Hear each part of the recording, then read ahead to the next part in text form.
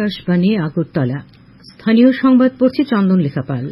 এখনকার বিশেষ বিশেষ খবর হল, মুখ্যমন্ত্রী অধ্যাপক ড মানিক সাহা বলেছেন, উত্তর পূর্বাঞ্চলে শান্তি প্রতিষ্ঠার ক্ষেত্রে প্রধানমন্ত্রী নরেন্দ্র মোদী ও স্বরাষ্ট্রমন্ত্রী অমিত শাহ বলিষ্ঠ ভূমিকা নিয়েছেন। প্রধানমন্ত্রী নরেন্দ্র মোদী আগামীকাল আকাশবাণীর মন কি বাত অনুষ্ঠানে দেশ বিদেশের জনগণের সঙ্গে মত বিনিময় করবেন। কেন্দ্রীয় তথ্য সম্প্রচার ও সংসদ বিষয়ক প্রতিমন্ত্রী ড এল মুরুগান আজ চেন্নাইতে এক পেড় মা কে নাম প্রচারে অংশগ্রহণ করেছেন। এবারে আসছে বিস্তারিত সংবাদে। মুখ্যমন্ত্রী অধ্যাপক ড মানিক সাহা বলেছেন, উত্তর পূর্বাঞ্চলে শান্তি প্রতিষ্ঠার ক্ষেত্রে প্রধানমন্ত্রী নরেন্দ্র মোদী ও স্বরাষ্ট্রমন্ত্রী অমিত শাহ বলিষ্ঠ ভূমিকা নিয়েছেন। এর ফলে উত্তর পূর্বাঞ্চলের সর্বত্র শান্তির পরিবেশ বিরাজ করছে। আজ আগরতলা যুব মোর্চার উদ্যোগে সেবাপক্ষকাল কর্মসূচির অঙ্গ হিসেবে আয়োজিত এক রক্তদান শিবিরে বক্তব্য রাখতে গিয়ে তিনি একথা বলেন। তিনি বলেন, বিজেপি সেবাপক্ষকাল কর্মসূচি আগামী ২রা অক্টোবর পর্যন্ত চলবে। বিজেপি সারা বছর নানা কার্যক্রমের মধ্য দিয়ে মানুষের পাশে থাকার চেষ্টা করে। শুধু তাই নয়, বিজেপির প্রতিটি কর্মী সেবার মানসিকতা নিয়ে মানুষের সুখে দুঃখে পাশে থাকেন। অনুষ্ঠানে অন্যান্যদের মধ্যে বক্তব্য রাখেন বিধায়ক তথা মেয়র দীপক মজুমদার, বিজেপির রামনগর মন্ডল সভাপতি তাপস দেব। উপস্থিত ছিলেন কর্পোরেটর মনোজ দেবরায়, বিজেপির রাজ্য সহসভানেত্রী পাপিয়া দত্ত। রক্তদান শিবিরে মোট ৫০ জন স্বেচ্ছায় রক্তদান করেন।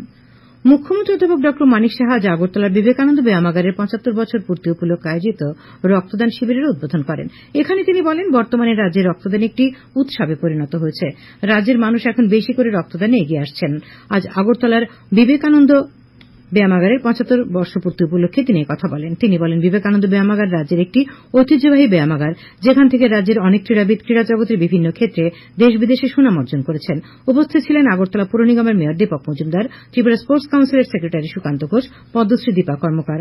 রক্তদান শিবিরে ৩১ জন স্বেচ্ছায় রক্তদান করেন। প্রয়াত হলেন রাজ্য পুলিশের প্রাক্তন আইজি অরিন্দম নাথ।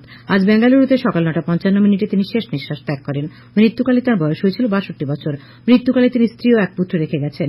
দীর্ঘদিন ধরে তিনি অসুস্থ ছিলেন। অরিন্দম নাথের প্রয়াণে গভীর শোক প্রকাশ করেছেন মুখ্যমন্ত্রী অধ্যাপক ড মানিক সাহা। এক শোকবার্তায় তিনি প্রয়াতের বিদেহী আত্মার শান্তি কামনা করেন এবং শোকসন্তপ্ত পরিবার পরিজনদের প্রতি গভীর সমবেদনা জানান। মুখ্যমন্ত্রী বলেন, অরিন্দম নাথ একজন ভালো লেখকও ছিলেন। তাঁর প্রয়াণে বিদ্যুৎ মন্ত্রী রতনলাল নাথও গভীর শোক প্রকাশ করেছেন। রাজ্য পুলিশের মহানির্দেশক অমিতাভ রঞ্জন আজ জিরানিয়া থানা পরিদর্শন করেছেন। তাঁর সঙ্গে ছিলেন পুলিশ সুপার কিরণ কুমার কে, additional SP Dhrubanath, SDPO Kamalkrishna পলই সহ অন্যান্যরা। আসন্ন শারদ উৎসবের সময় আইনশৃঙ্খলা শান্তিপূর্ণ রাখার লক্ষ্যেই পুলিশ মহানির্দেশকের এই সফর। তিনি জানান, বর্তমানে রাজ্যের আইনশৃঙ্খলা পরিস্থিতি সম্পূর্ণ নিয়ন্ত্রণে রয়েছে। আসন্ন শারদ উৎসবের দিনগুলি সাধারণ মানুষ যাতে নির্বিঘ্নে কাটাতে পারেন, তার জন্য পুলিশের পক্ষ থেকে ব্যাপক নিরাপত্তামূলক ব্যবস্থা গ্রহণ করা হচ্ছে বলে জানান তিনি। স্বচ্ছতা সেবা প্রচার পর্বে রাজ্য নগর উন্নয়ন দপ্তর এক অভিনব উদ্যোগ নিয়েছে। ফেলে দেওয়া সামগ্রী আবর্জনা দিয়ে চিন্তাকর্ষক শিল্পকর্ম গড়ে তোলা হবে।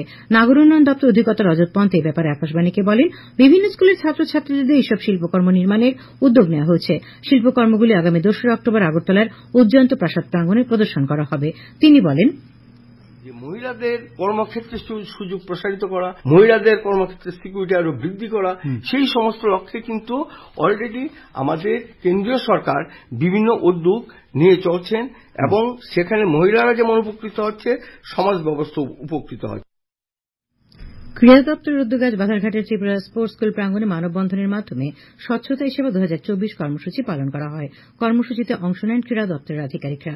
অতিথিরা এই কর্মসূচির তাৎপর্য আলোচনা করার পর বাধারঘাট এলাকায় ম্যারাথন র্যালি, বৃক্ষরোপণ এবং সাফাই অভিযান হয়। উপস্থিত ছিলেন ক্রীড়া দপ্তরের সচিব প্রদীপ চক্রবর্তী, অধিকর্তা সত্যব্রত নাথ প্রমুখ। খবর প্রচারিত হচ্ছে আকাশবাণীর আগরতলা কেন্দ্র থেকে। প্রধানমন্ত্রী নরেন্দ্র মোদী আগামীকাল আকাশবাণীর মন কি বাত অনুষ্ঠানে দেশ বিদেশের জনগণের সঙ্গে মত বিনিময় করবেন। এটি হল মন কি বাতের ১১৪তম পর্ব। অনুষ্ঠানটি সকাল ১১টা থেকে আকাশবাণী ও দূরদর্শনের সমস্ত নেটওয়ার্ক, আকাশবাণীর সংবাদ ওয়েবসাইট www.newsonair.com এবং নিউজ অন এয়ার মোবাইল অ্যাপে শোনা যাবে।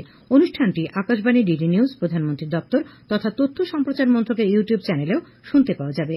অনুষ্ঠানের অব্যবহিত পরেই তার আঞ্চলিক ভাষার অনুবাদ শোনা যাবে। আঞ্চলিক ভাষার অনুষ্ঠানটি রাত ৮টায় পুনঃ প্রচার করা হবে।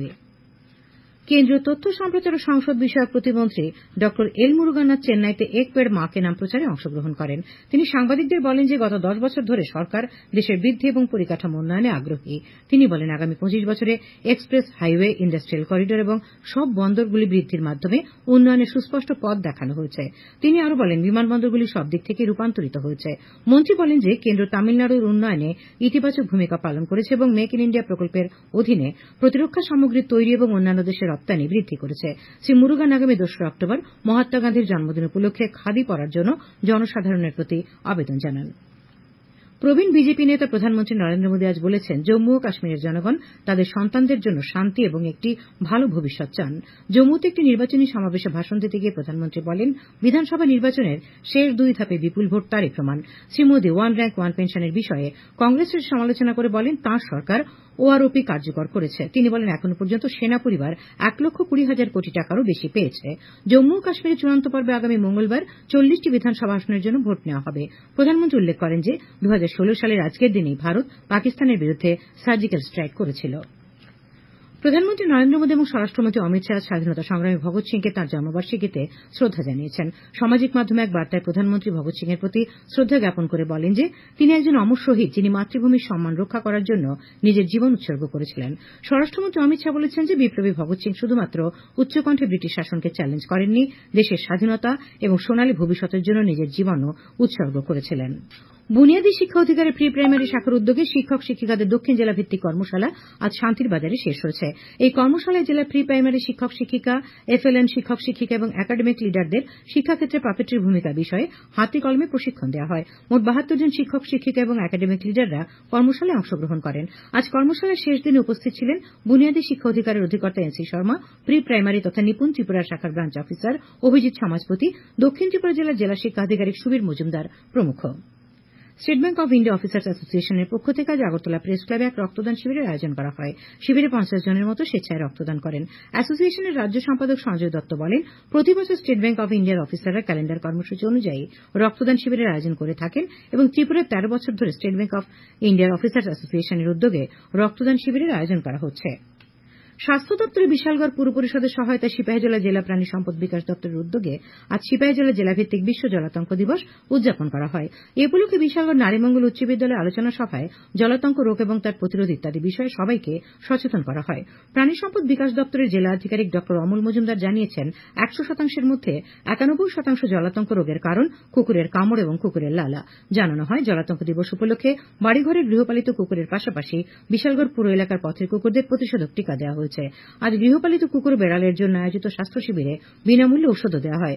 কর্মসূচিতে প্রাণী সম্পদ বিকাশ দপ্তরের সোনামুড়া মহকুমা আধিকারিক ড সঞ্জয় দে, বিশালগড় মহকুমা আধিকারিক ড কল্যাণ রায়, স্বাস্থ্য দপ্তরের চিকিৎসক ড সুশান্ত পান্ডা উপস্থিত ছিলেন। শারদ উৎসব উপলক্ষে বাংলাদেশ থেকে ভারতে ইলিশ মাছ আমদানি শুরু হয়েছে।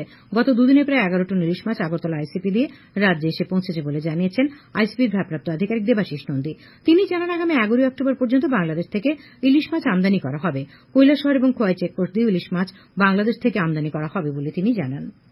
সম্প্রতি মন্ত্রিসভার বৈঠকে বিভিন্ন সরকারি দপ্তরে 1267টি পদে নিয়োগ এবং 193টি নতুন পদ সৃষ্টি করার সিদ্ধান্তকে স্বাগত জানিয়েছে প্রদেশ বিজেপি। আজ আগরতলায় এক সাংবাদিক সম্মেলনে সরকারের প্রতি কৃতজ্ঞতা জানিয়েছেন দলের মুখপাত্র নবেন্দু ভট্টাচার্য। আগরতলার উত্তর যোগেন্দ্রনগরের মহাশক্তি শঙ্খগৃহে আজ এক মেগা স্বাস্থ্য শিবিরের আয়োজন করা হয়। উদ্বোধন করেন পুর নিগমের কর্পোরেটর নন্দদুলাল দেবনাথ। উপস্থিত ছিলেন পূর্ব যোগেন্দ্রনগর আরবান প্রাথমিক স্বাস্থ্যকেন্দ্রের বিশিষ্ট চিকিৎসক ড পার্থপ্রতিম নাথ এবং কিরণজিৎ ভৌমিক। শিবিরে 150 শতাধিক রোগীকে বিনামূল্যে চিকিৎসা পরিষেবা দেওয়ার পাশাপাশি প্রয়োজনীয় ওষুধও দেওয়া হয়। পশ্চিম জেলার পুলিশ সুপার ড কিরণ কুমার কে জানিয়েছেন, আজ আগরতলার চন্দ্রপুরে একটি লরিতে তল্লাশি চালিয়ে 355 কেজি গাঁজা বাজেয়াপ্ত করা হয়েছে। এই গাঁজার বাজার মূল্য 70 লক্ষ টাকারও বেশি। লরিতে 45টি প্যাকেট এই গাঁজা রাজ্যের বাইরে পাচারের জন্য মজুত করা হয়েছিল। পুলিশ গাড়ির চালককে গ্রেপ্তার করেছে। আবহাওয়া, আগামীকাল আকাশ সাধারণত মেঘাচ্ছন্ন থাকবে। 2-1 জায়গায় বজ্রবিদ্যুৎ সহ হালকা থেকে মাঝারি পর্যায়ে বৃষ্টি হতে পারে। আগামীকাল তাপমাত্রা সর্বোচ্চ 35 ডিগ্রি সেলসিয়াস এবং সর্বনিম্ন 26 ডিগ্রি সেলসিয়াসের কাছাকাছি থাকবে। আজ দিনের সর্বোচ্চ তাপমাত্রা ছিল 34.6 ডিগ্রি সেলসিয়াস এবং সর্বনিম্ন 26.5 ডিগ্রি সেলসিয়াস। শেষ করার আগে খবরের বিশেষ বিশেষ অংশগুলি আরেকবার। মুখ্যমন্ত্রী অধ্যাপক ড মানিক সাহা বলেছেন, উত্তর পূর্বাঞ্চলে শান্তি প্রতিষ্ঠার ক্ষেত্রে প্রধানমন্ত্রী নরেন্দ্র মোদী ও স্বরাষ্ট্রমন্ত্রী অমিত শাহ বলিষ্ঠ ভূমিকা নিয়েছেন। প্রধানমন্ত্রী নরেন্দ্র মোদী আগামীকাল আকাশবাণীর মন কি বাত অনুষ্ঠানে দেশ বিদেশের জনগণের সঙ্গে মত বিনিময় করবেন। কেন্দ্রীয় তথ্য সম্প্রচার ও সংসদ বিষয়ক প্রতিমন্ত্রী ড এল মুরুগান আজ চেন্নাইতে এক পেড় মা কে নাম প্রচারে অংশগ্রহণ করেন। স্থানীয় সংবাদ আজকের মতো এখানেই শেষ হল।